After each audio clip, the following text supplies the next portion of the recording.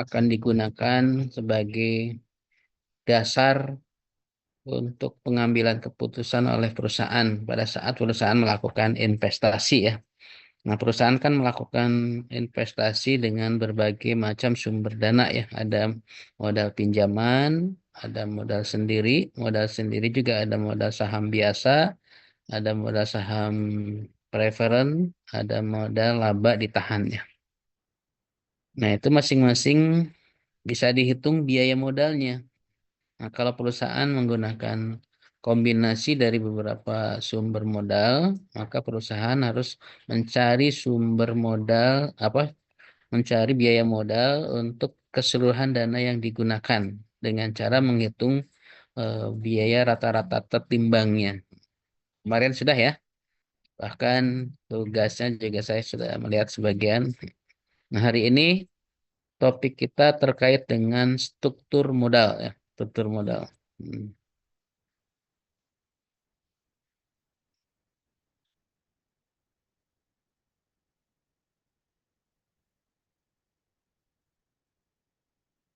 Apa sudah terlihat?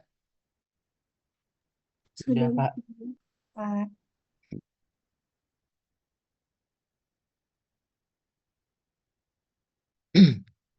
Ini struktur modal ini, kalau kita bicara struktur modal, maka kita akan lihat dulu di dalam laporan keuangan. Coba laporan keuangan itu apa saja? Siapa yang coba bisa memberi tahu kan laporan keuangan itu apa saja jenisnya? Laporan laba rugi, Ya, apalagi Ryan? laporan arus kas. Ya, Neraca, Pak. baca ya. Ya, jangan sampai kemarin ada yang sidang skripsi ditanya laporan keuangan nggak tahu ya. Jadi laporan keuangan itu tadi yang disebutkan ada laporan laba rugi, ada neraca, ada laporan arus kas ya. Nah, kalau kita mau lihat struktur modal, kita lihat di laporan keuangan yang berbentuk neraca. Nah, ini secara umum di neraca itu ada aktiva, ada pasipa. Nah, pasipa itu kan ada utang, ada modal ya. Itu yang disebut pasipa itu ada utang, ada modal. Nah, total aktiva, total aktiva itu akan sama dengan total pasipa. Nah, tadi pasipa itu ada utang, ada modal. Di aktiva kita mengenal ada aktiva lancar, ada aktiva tetap.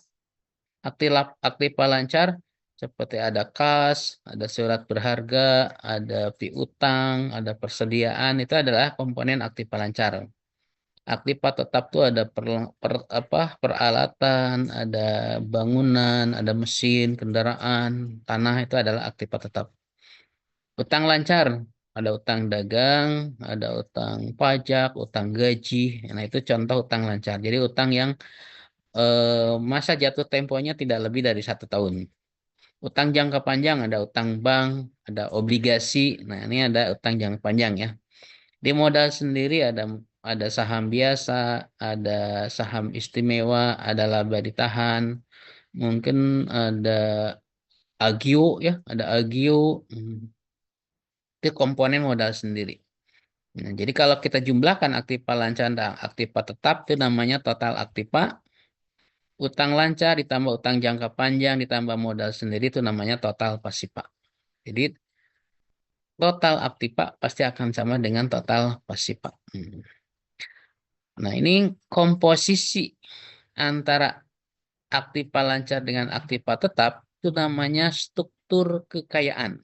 Jadi kalau kita lihat struktur kekayaan perusahaan tuh lihat aja komposisi antara aktiva lancar dan aktiva tetapnya. Misalkan aktiva lancar nilainya 1.000, aktiva tetap nilainya 5.000, berarti perbandingannya adalah 1.000 berbanding 5.000 itu struktur kekayaannya. Di bagian pasifa, kita lihat ada yang disebut dengan struktur keuangan, financial structure. Jadi struktur keuangan itu melihat komposisi atau perbandingan antara total utang itu ada utang lancar, ada utang jangka panjang, dengan total modal sendiri. Itu namanya struktur keuangan. Hmm.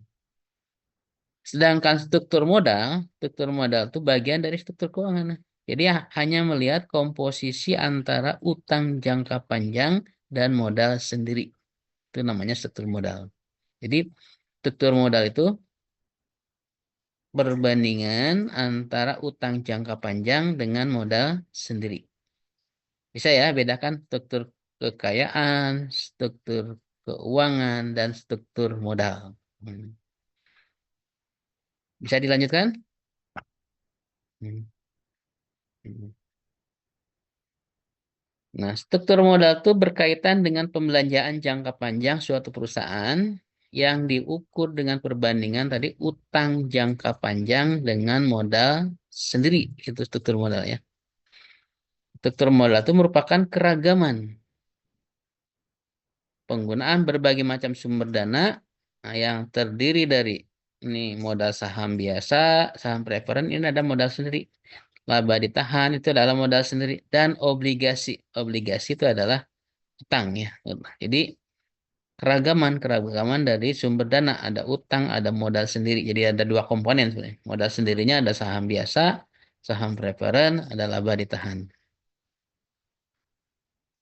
Ini beberapa faktor yang bisa menentukan kebijakan struktur modal. Jadi struktur modalnya tuh mau di persentase berapa perbandingan utang dan modalnya. Apakah mau lebih banyak utang, misalkan utangnya 5 kali modal sendiri, atau 2 kali modal sendiri, atau berapa kali modal sendiri. Ini faktor-faktor yang bisa menentukan besar persentase atau komposisi dari struktur modal ini. Pertama adalah sustainability. Yang kedua, kontrol atau pengawasan. Ketiga adalah laba. Yang keempat adalah tingkat resiko. Jadi 4 faktor ini bisa menentukan kebijakan struktur modalnya mau seperti apa. Apakah lebih banyak di utang kah? Atau mau lebih banyak di modal sendiri. Jadi 4 faktor ini yang bisa mempengaruhi kebijakan struktur modal. Yang pertama adalah sustainability. Persesuaian. Nah, perusahaan kan mempunyai banyak kebutuhan untuk operasional perusahaannya. Nah, persesuaian ini bagaimana perusahaan bisa memenuhi kebutuhan dananya tergantung sifat dari kebutuhannya. Misalkan gini, kalau perusahaan keperluannya untuk membeli bahan baku, perusahaan nggak usah merubah atau nggak usah menambah utang jangka panjang.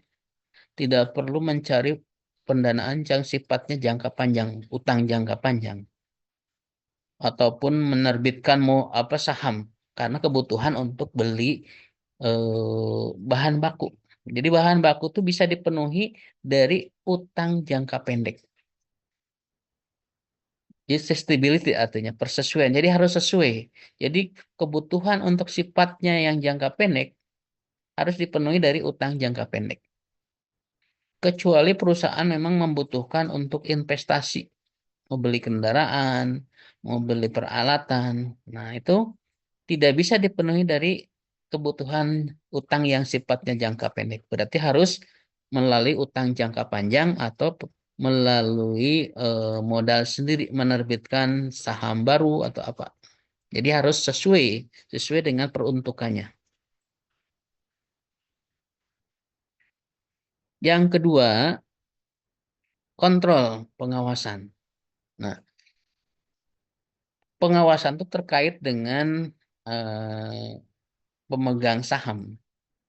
Jadi kalau perusahaan membutuhkan dana dan kontrol pengawasan pemegang saham lama tidak ingin terkurangi kewenangannya, maka kebutuhan dana disarankan menggunakan pinjaman. Karena kalau menerbitkan saham baru, nanti akan merubah komposisi kepemilikan pemegang saham.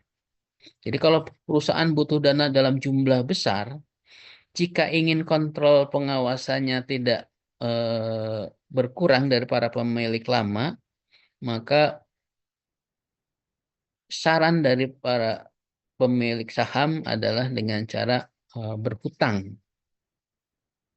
Biar komposisi kepemilikan pemegang saham lama tidak terkurangi komposisi presentasinya. Karena makin terkurangi presentasi kepemilikannya, maka kontrol pengawasannya makin berkurang. Si A tadinya mau punya saham 15%. Karena perusahaan menerbitkan saham baru, maka komposisi si A kepemilikannya nggak 15% lagi, menjadi 10%. Berarti antara 15% dan 10% itu kewenangannya berbeda. Makin besar persentase kepemilikannya, maka pengawasannya makin besar. Itu yang kedua. Yang ketiga adalah laba per lembar saham. Jadi perusahaan jika membutuhkan dana, nah dana ini boleh berhutang. Asal dengan hutang ini memang bisa meningkatkan laba.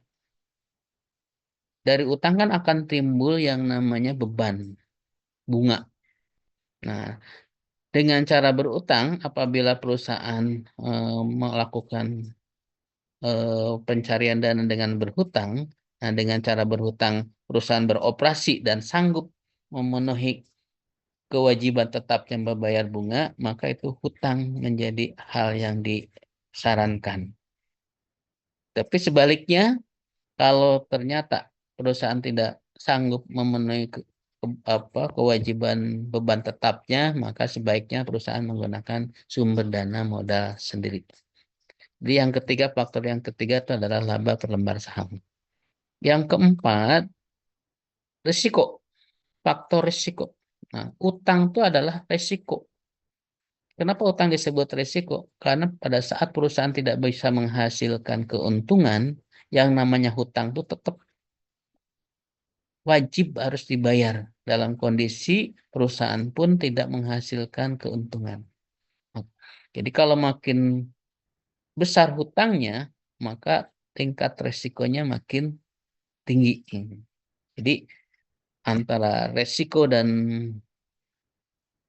nambah utang tuh terkait hubungan yang positif ya. Makin besar utangnya, maka tingkat resikonya juga makin tinggi ya.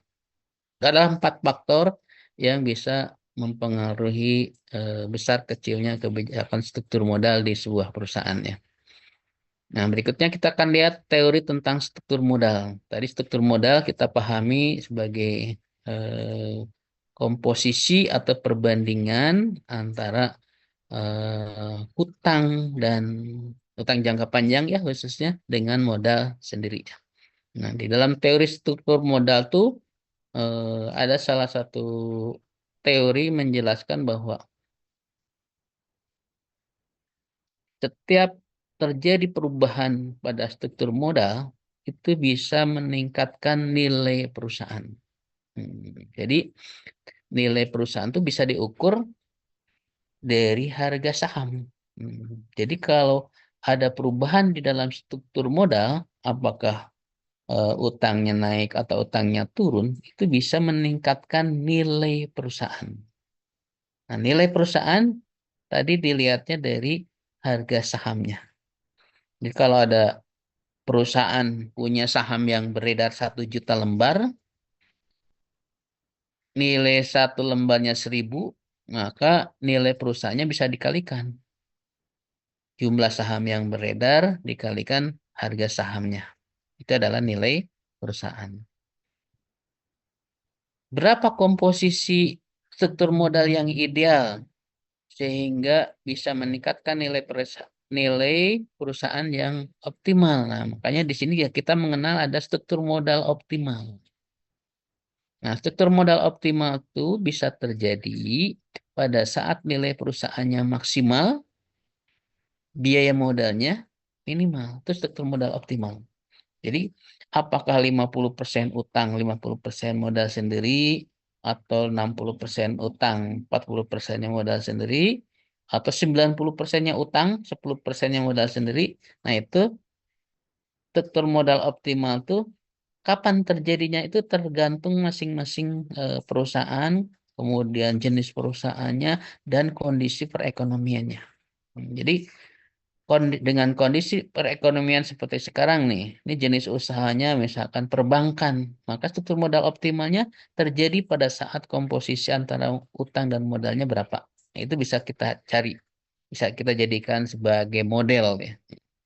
Jadi struktur modal optimal tuh kapan terjadinya pada saat nilai perusahaannya maksimal dan biaya modalnya minimal. Kita akan lihat contohnya nanti. Nah, ini beberapa alasan kenapa kita harus memahami teori struktur modal, bahwa setiap ada perubahan struktur modal akan mempengaruhi biaya modal secara keseluruhan. Hal ini disebabkan masing-masing jenis modal mempunyai biaya modal sendiri-sendiri.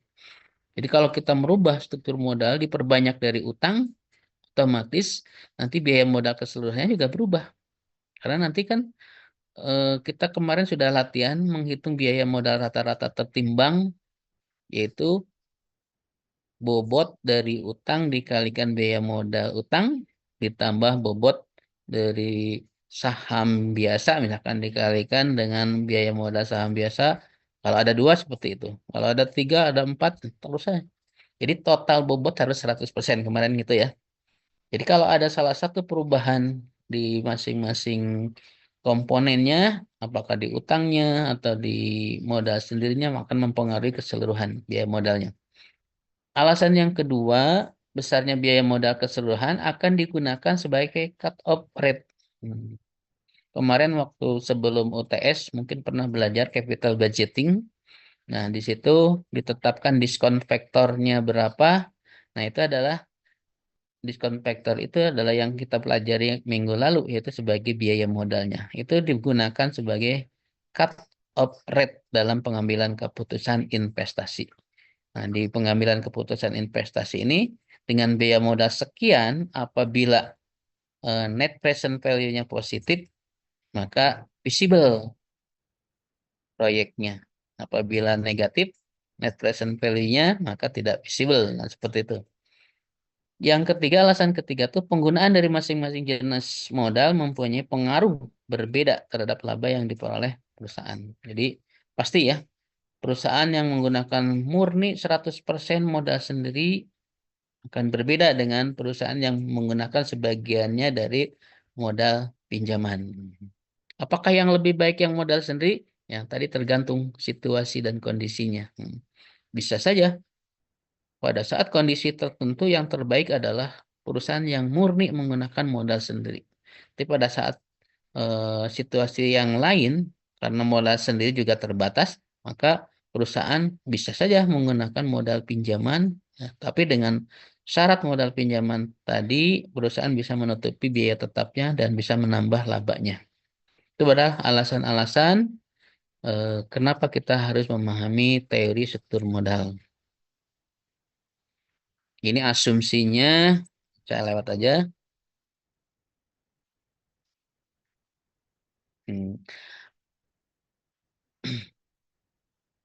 Nah, biaya modal. Nah, tadi kan kita mempelajari bahwa ada yang namanya struktur modal optimal.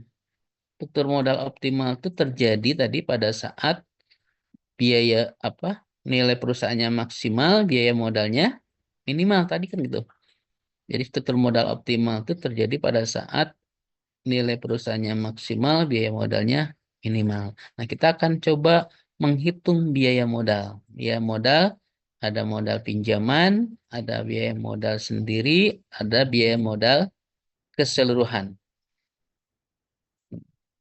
Kita biaya modal pinjaman kita simbolkan dengan CD. Nah, rumusnya adalah beban bunga tahunan dibagi nilai pasar pinjaman dikali 100%. Beban bunga tahunan kita simbolkan dengan I, nilai pasar pinjaman kita simbolkan dengan D, singkatan dari DEB ya. Jadi cost of debt ini sama dengan interest dibagi dengan DEB atau nilai pasar pinjaman. Boleh kali 100%. Biaya modal sendiri kita simbolkan dengan CC, adalah laba yang tersedia dari bagi pemegang saham atau earning after tax dibagi nilai pasar saham atau earning.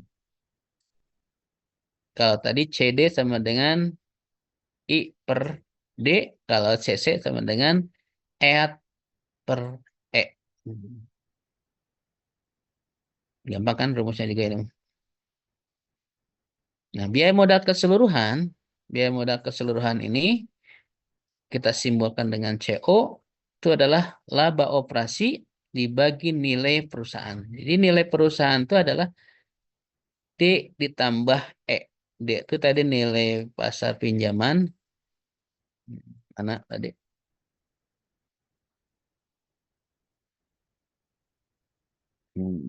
Nilai pasar pinjaman D ya. E itu nilai pasar saham. Jadi penjumlahan D dan E itu namanya adalah nilai perusahaan.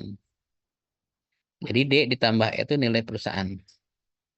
Atau boleh juga pakai rumus CO ini adalah CD dikali D per DE plus E. DE plus E itu adalah nilai perusahaan. Ditambah CC dikali E per D plus E atau nilai perusahaan ini. Boleh pakai yang rumus bawah atau pakai rumus atas. Mencari biaya modal keseluruhan.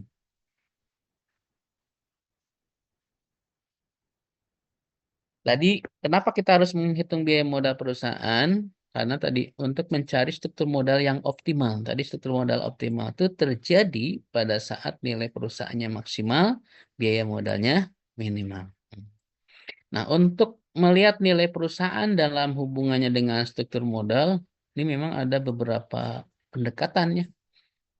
Kita mungkin hanya satu atau dua yang kita bahas hari ini.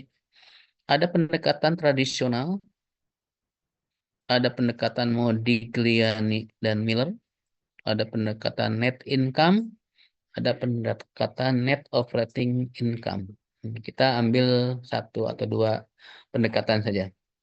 Yang pertama pendekatan tradisional. Nah, menurut pendekatan tradisional, memang ada yang namanya struktur modal optimal.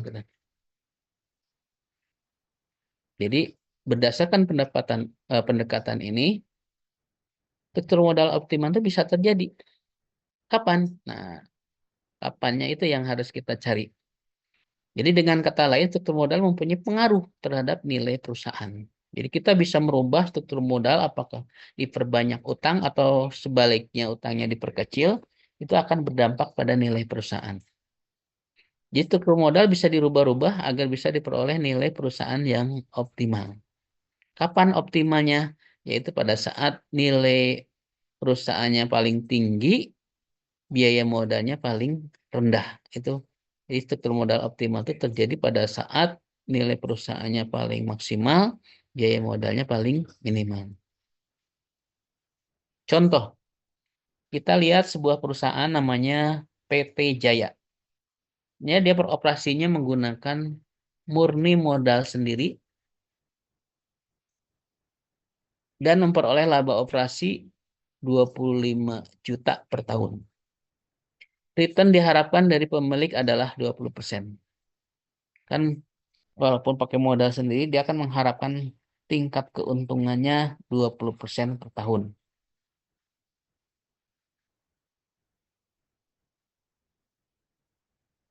Jumlah saham yang beredar ada 5.000. Dengan data tersebut, maka tentukan nilai perusahaan dan biaya modal perusahaan dan EPS-nya. Jadi kita disuruh mencari berapa nilai perusahaannya, berapa biaya modal perusahaannya, berapa earning per share-nya. Di sini tidak ada keterangan pajak, berarti dianggap nol pajaknya. Kita lihat dari pertama nilai perusahaan dulu. Tadi nilai perusahaan rumusnya gimana? Ada yang masih ingat? Nilai perusahaan rumusnya apa?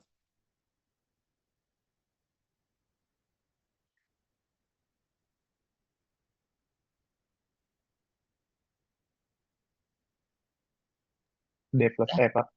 D ditambah E ya. D ditambah E itu nilai perusahaan. D itu utang. Ada utang nggak ini PT Jaya ini? PT Jaya ini ada utang nggak? Nggak ada, Pak. Tidak ada. Berarti kalau nggak ada, nilai perusahaan itu sama dengan nilai pasar saham. Karena D-nya 0. Nilai pasar saham, kita berarti mencari nilai pasar saham, apa simbolnya? Hmm?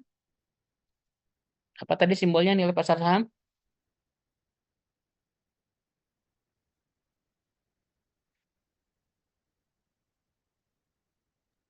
Pak. Betul. Nah, coba cari rumus biaya modal sendiri. Tadi rumusnya gimana? CC sama dengan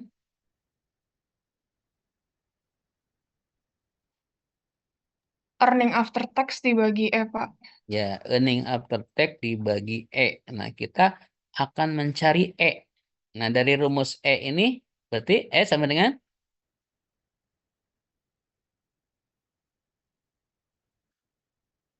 EAT dibagi CC, Pak. EAT dibagi CC. Betul. Di sini di keterangan laba operasinya 25 juta. Tidak ada keterangan pajak. Berarti nggak ada keterangan pajak. 25 juta ini adalah laba operasi. Berarti laba bersihnya juga dianggapnya ini karena nggak ada pajak. EAT-nya berarti 25 juta. CC-nya berapa? Nah, CC itu adalah biaya modal sendiri. Nah, biaya modal sendiri kan return yang diharapkan dari pemilik adalah 20%. Berarti ini CC-nya. Berarti EAT-nya 25 juta, CC-nya 20%. Maka E-nya bisa dicari. 25 juta dibagi 20%. Berapa? 125 juta, Nah, Pak. 125 juta. Berarti nilai perusahaannya adalah 125 juta. Nah, udah ketemu nilai perusahaan. Berapa biaya modal perusahaan? Nah, biaya modal perusahaan kan rumusnya tadi rumusnya gimana? Biaya operasi, bukan ya, laba operasi dibagi Nilai pasar saham. nilai pasar saham. Laba operasinya 25 juta. Nilai pasar sahamnya kan 125 juta. Berarti biaya modalnya 25 juta dibagi 125 juta adalah 20% ya. Betul? Betul, Pak. Ya, betul. Berarti udah ketahuan nih nilai perusahaannya 125 juta, biaya modal perusahaannya adalah 20%. Berapa EPS-nya? EPS rumusnya masih ingat apa?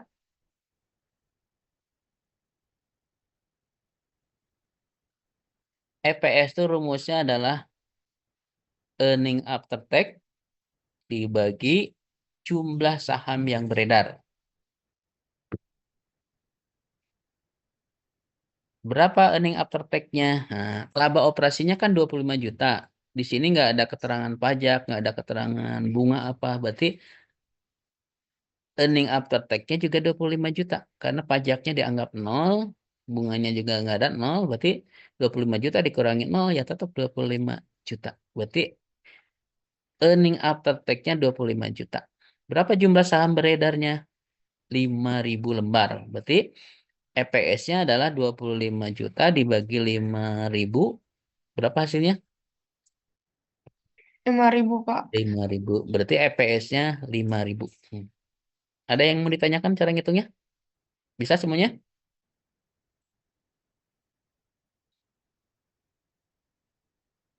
Ya, nanti kalau masih ada yang belum paham boleh langsung tanya ya. Nah, ini kesimpulannya dari yang barusan. Ini laba bersihnya 25 juta karena nggak ada bunga. Biaya modalnya tadi 20%, hasil perhitungan nilai pasar modal sendirinya 125 juta, nilai perusahaannya juga 125 juta. EPS atau PPS-nya adalah 5.000. Oke.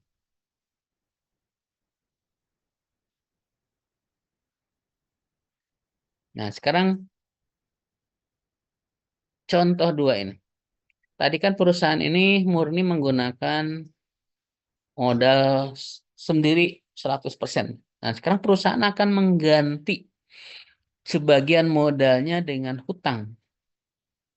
Biaya hutang yang diminta kreditur adalah 16%. Jadi perusahaan sekarang akan menggunakan hutang. Nah, dengan hutang itu punya bunga 16% yang harus dibayarkan atas penggunaan hutang tersebut. Nah, berapa 10 juta dari berapa nilai hutangnya tidak diketahui, cuma bayar bunganya 10 juta, bunganya 16%. Sebenarnya bisa dicari nih. Karena sebagian dananya dibiayai dengan hutang, berarti perusahaan semakin berisiko. Nah, kalau ada hutang kan makin berisiko tadi. Makin besar hutangnya, makin berisiko. Untuk itu, pemilik mengharapkan tingkat keuntungan karena ini ada hutang, maka pemiliknya minta keuntungan yang tadinya 20% sekarang dinaikkan jadi 22% karena makin berisiko perusahaan.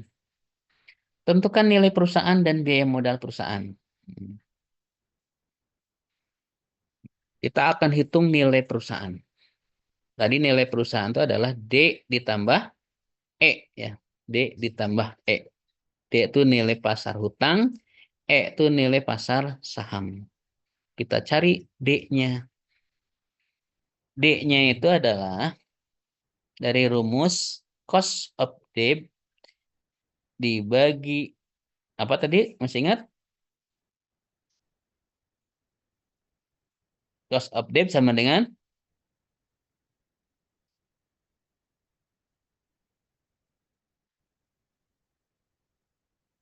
gimana rumusnya? CD itu sama dengan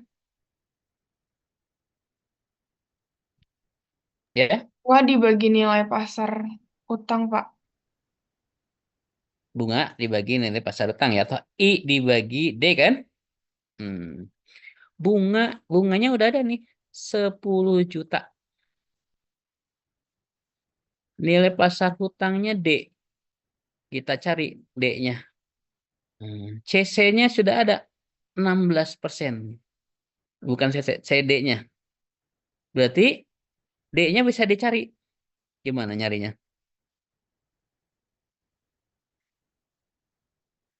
Kan tadi rumusnya CD sama dengan I per D. I-nya sudah ada, CD-nya sudah ada, nah D-nya cari. Gimana tuh nyarinya? Bunga dibagi CD, Pak. Ya, bunga dibagi CD. Ya, bunganya 10 juta ya. Dibagi CD, CD-nya 16%. Berapa tuh? 10 juta dibagi 16% berapa tuh?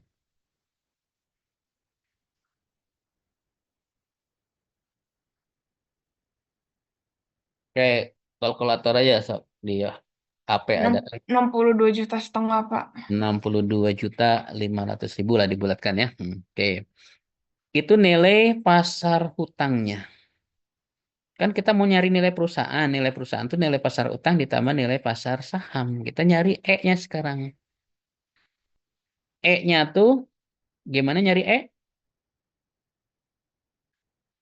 E sama dengan dari rumus CC sama dengan EAT per E ya. Mencari E berarti EAT dibagi CC, Pak. EAT dibagi CC. EAT-nya sudah ada belum?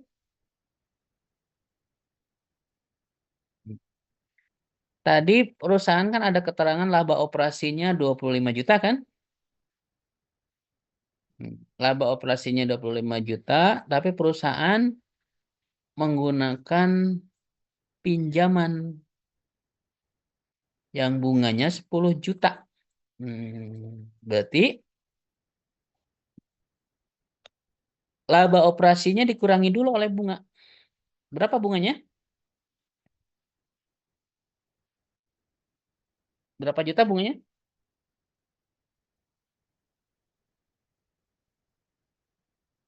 10 juta, Pak. Juta. Berarti 25 juta kurangi 10 juta jadi berapa?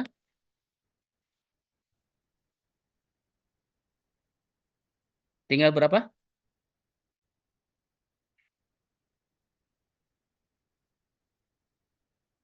tinggal 25 kurangi 10 tinggal 15 juta, Pak. 15 juta. Nah, berarti itu earning earning before interest tax. Udah dikurangi interest tax-nya ya. Di sini nggak ada keterangan. Berarti dianggap 0. Berarti 25 juta laba operasi dikurangi bunga 10 juta, maka laba bersihnya earning after tax-nya 15 juta. 15 juta. Tadi rumusnya E sama dengan EAT dibagi CC katanya. EAT-nya 15 juta, CC-nya 22%. Nah, berarti ketemu berapa tuh E-nya?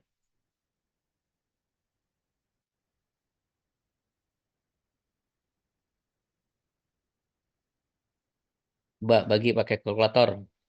68 juta, Pak. 68 juta. Jadi 15 juta dibagi 22% adalah 68 juta. Itu E-nya udah ketemu. Nah, kan kita mencari nilai perusahaan. Nilai perusahaan tuh D ditambah E. D-nya tadi 62.500.000, E-nya 68 juta. Jadi ditotalkan jadi berapa? D tambah E? 130.500.000, Pak. 130.500.000. Itu nilai perusahaannya. Jadi nilai perusahaannya kita udah ketemu 130 jutaan. Berapa biaya modalnya? Biaya modalnya tadi rumusnya boleh pakai yang laba operasi dibagi nilai perusahaan. Atau biaya operasinya, laba operasinya itu adalah 25 juta, nilai perusahaannya adalah 130 juta sekian. Nah, bagi coba berapa nilainya?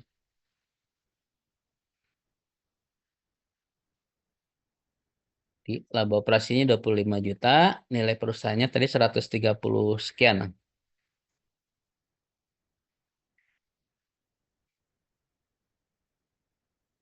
Berapa berarti biaya modalnya?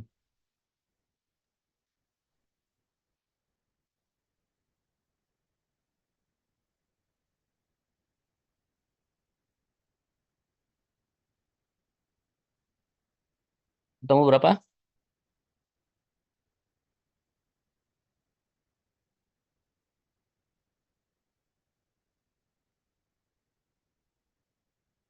Bisa dihitung?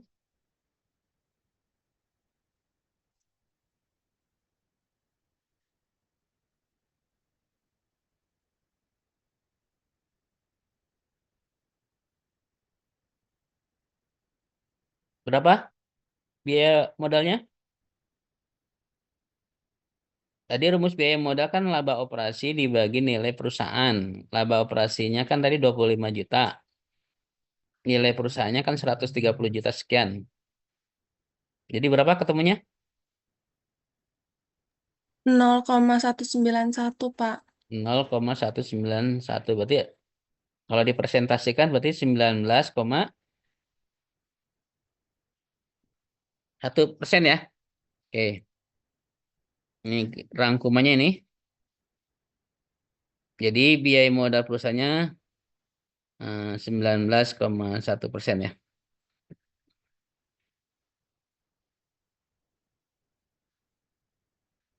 Kalau ditanya EPS-nya,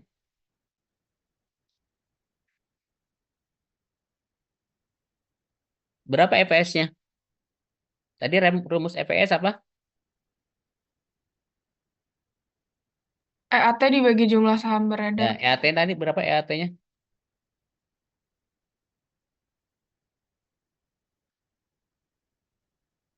EAT-nya berapa ini? 15 juta, Pak. Ya, 15 juta bagi 5 juta ya. Berarti EPS-nya adalah 3.000 ya. Oke.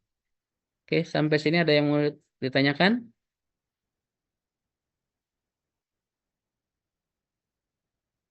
Tidak ada. Kalau tidak ada berarti saya nggak paham. Yang kedua namanya pendekatan Modigliani dan Miller. Ini ahli keuangan memang ini Modigliani dan Miller atau kita mengenalnya pendekatan MM. Ini pada tahun 50-an tuh dua orang ahli menentang pandangan tradisional tadi yang bahwa ada yang disebut dengan struktur modal optimal. Nah, kata si emang nggak ada katanya. Jadi struktur modal tuh nggak akan mempengaruhi nilai perusahaan katanya. Jadi mau dirubah-rubah struktur modalnya dan nilai perusahaan nggak akan berubah katanya. Kata si ini.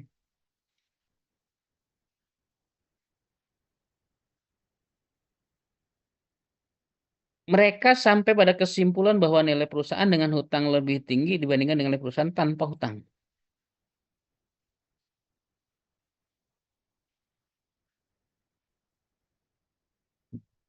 Kita lihat di kasusnya.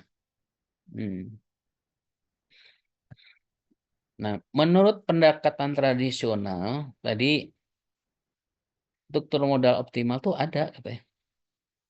Kapan? Yaitu pada saat nilai perusahaannya maksimal, biaya modalnya minimal. Nah, si ini menolak. Nggak ada, katanya. Yang namanya struktur modal optimal tuh nggak ada. Karena nilai perusahaan tuh tidak akan berubah. Kalaupun berubah hanya sifatnya sementara, katanya. Nah, ini lihat contohnya. Ini ada sebuah perusahaan tadi PT Jaya dalam operasinya hanya menggunakan modal sendiri, sedangkan PT Abadi dalam operasinya menggunakan hutang. Ini dua perusahaan ini masing-masing yang satu murni modal sendiri yaitu PT Jaya, sedangkan si PT Abadi mah dia menggunakan sebagiannya hutang. Ini dilihat dari struktur ininya, lihat kesimpulannya nih. Si yang sebelah kiri ini, kolom sebelah kiri ini menunjukkan PT Jaya. Dengan sebelah kanan ini PT Abadi. Laba operasinya sama nih, 25 juta. Bunganya PT Jaya karena murni modal sendiri nggak ada bunga, 0. PT Abadi mah ada bunga karena dia menggunakan sebagian modal pinjaman, bunganya 10 juta nih. Yang tadi kita coba hitung. Laba untuk pemegang saham karena dianggap nggak ada pajak, PT Jaya laba pemegang sahamnya kan earning after tax-nya ini 25 juta. Sedangkan PT Abadi hanya 15 juta. Biaya modal sendirinya PT Jaya karena murni menggunakan modal sendiri 20%, sedangkan PT Abadi dia naikkan menjadi 22%. Nilai pasar modal sendirinya 125 juta, tadi hasil ngitung kita ya. Sedangkan si PT Abadi hanya 68 juta. Sekian lah, 180.000. Nilai pasar hutangnya untuk PT Jaya dia menggunakan murni modal sendiri, jadi 0. Sedangkan PT Abadi nilai pasar hutangnya 62.500.000. Nilai pasar perusahaannya, nilai pasar perusahaan kan nilai pasar utang ditambah nilai pasar saham. Nilai pasar hutangnya 0, nilai pasar sahamnya 125 juta ditambahkan jadi 125 juta. Sedangkan si PT Abadi nilai pasar modal sendirinya atau pasar sahamnya 68 juta 180, nilai pasar hutangnya 62.500. Kita jumlahkan jadilah 130.680. Biaya modal perusahaannya si PT Jaya dia 20%, si PT Abadi 19,1%. Nah, ini dua kasus ini yang PT Jaya murni modal sendiri, yang PT Abadi sebagian menggunakan modal pinjaman. Nah, misalkan ini ada namanya pemegang saham Tuan Rio. Mempunyai 20% saham di PT Abadi. Si Tuan Rio ini punya 20% saham di PT Abadi. Kan nilai pasar sahamnya itu adalah 125 juta ya. Berarti si Tuan Rio punya nilai berapa juta? Nah, berarti 20%-nya aja dikali 125 juta kita bisa ngitung. per 5 dari 125, berarti 25 juta lah. Si Tuan Rio ini investasi di PT Abadi 20% sahamnya 25 juta lah. 20% dari 125 juta. Kita lihat. Tuan Rio mempunyai kekayaan 20%.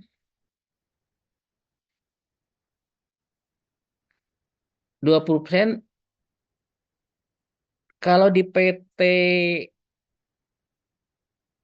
yang di perusahaan yang kedua tuh PT apa? PT Abadi. Ini kan modal sahamnya hanya 68. Berarti kalau 20% dari 68 180 itu nilainya adalah 13.640. Karena ada PT Jaya yang tidak mempunyai hutang, maka Tuan Rio akan menjual sahamnya di PT Abadi. Jadi si Tuan Rio ini dia punya saham di PT Abadi. Dia pengen mindahkan ke PT Jaya yang nggak ada utangnya.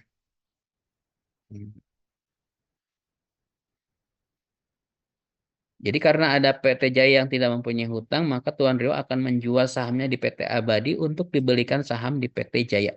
Jadi pengen memindahkan sahamnya dari PT Abadi ke PT Jaya. Biar nggak berisiko katanya. Tuan Rio menjual sahamnya dan akan menerima dana 13.640. 13 juta. Nah, dari mana angka ini? Dari 20% saham di PT Abadi.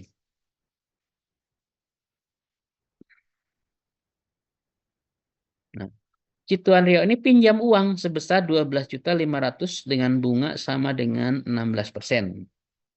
Nilai pinjaman tersebut sebesar 20% dari nilai hutang PT Abadi. Dengan demikian, Tuan Rio mempunyai dana sebesar 13.640. Ini hasil penjualan saham di PT Abadi. Kemudian ditambah hutang dia 12.500.000. Sehingga dia punya uang sekarang 26.140. Membeli saham PT Jaya 20%. 20% dari 125 juta adalah 25 juta. Maka dia masih punya sisa dana 1.140. Yakni selisih dana yang dipunyai dengan harga beli saham di PT Jaya. Pada saat Tuan Rio masih mempunyai 20% saham di PT Abadi, akan mendapatkan keuntungan 20% dari 15 juta. Kan laba bersihnya 15 juta yang PT Abadi itu. Yaitu 3 juta. Sedangkan pada saat mempunyai 20% di saham PT Jaya, kan udah dipindahkan ke PT Jaya, keuntungan Tuan Rio adalah keuntungan dari saham PT Jaya 20% dari 25 juta, 5 juta. Kemudian karena dia membeli saham di PT Jaya sebagian dananya dari utang, yang nilainya 12.500.000, maka dia harus bayar bunga 16% kali 12.500.000 adalah 2 juta. Maka keuntungan bersihnya adalah 3 juta. Nah, sama persis pada saat dia masih punya saham di PT Abadi. Jadi pada saat dia memindahkan ke perusahaan yang tidak punya utang, ternyata keuntungan bersihnya sama persis dengan tempat dia sahamnya di perusahaan yang mempunyai utang. Nah itu pembelian saham PT Jaya Tuan Rio mendapatkan keuntungan yang sama dengan bila tetap memiliki saham PT Abadi yakni 3 juta. Tetapi bisa menghemat investasi 1.140. Walaupun dia masih ada sisa dana yang belum digunakan sebesar 1.140. Artinya dengan investasi yang lebih rendah akan menghasilkan keuntungan yang sama. Nah, ini menurut teori MM, dia investasinya lebih rendah. Tapi bisa menghasilkan keuntungan yang sama. Ini membuktikan bahwa menurut si MM ini struktur modal ini tidak akan berdampak. Jadi nggak ada yang namanya struktur modal yang optimal ini menurut si teori MM ini. Jadi membantah pendekatan yang sebelumnya, pendekatan tradisional bahwa ada yang namanya struktur modal yang optimal. Jadi ini dua pendekatan yang saling bertentangan, yang itu namanya teori. Teori ini dianggap benar, nanti suatu saat bisa aja dianggap salah. Nah, seperti ada teori di bidang kesehatan, misalkan eh, ada penelitian sebelumnya bahwa penderita gula darah tinggi itu dilarang memakan nasi. Itu penelitian sebelumnya. Nah, hasil penelitian terbaru katanya penderita gula darah tinggi boleh makan nasi. Yang tidak boleh tuh makan makanan yang berlemak dan berprotein tinggi. Nah, seperti itu. Jadi teori sebelumnya udah gugur. Nah, ini juga sama di keuangan juga sama seperti itu. Di teori sebelumnya pendekatan tradisional tuh nggak ada katanya yang namanya struktur modal yang optimal. Jadi perusahaan maaf, ada namanya struktur modal optimal menurut pendekatan tradisional. Jadi kita bisa merubah-rubah struktur modal biar mencapai struktur modal optimal. Yaitu terjadi pada saat sebuah perusahaan bisa menghasilkan nilai perusahaan yang maksimal, biaya modalnya minimal. Tapi dibantah oleh si MM ini, nggak ada struktur modal optimal tuh. Karena eh, apa struktur modal tuh tidak akan terjadi yang optimal karena mungkin ya beda-beda situasi katanya. Jadi itu adalah teori yang namanya teori. Nah, hari ini dianggap benar, suatu saat, nah misalkan dianggap ya mungkin tidak berlaku lagi. Itu struktur modal ya. Oke, sampai situ dua pendekatan. Masih ada pendekatan yang lain. Sebenarnya ini pendekatannya ada net operating income, ada coba yang penting di sesi ini paham struktur modal atau apa, ya minimal ada satu atau dua pendekatan yang kita pahami lah. Walaupun masih ada pendekatan-pendekatan lain. Ada yang mau ditanyakan?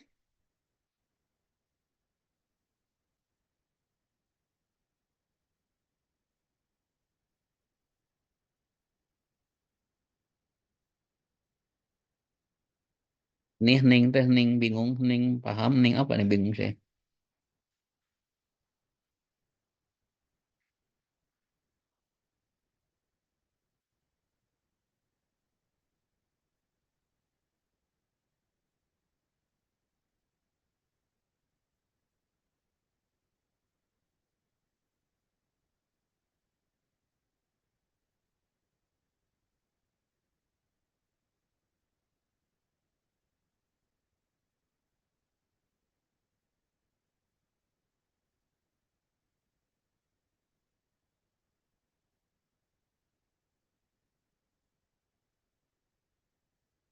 Kalau nggak ada, ini latihan dulu.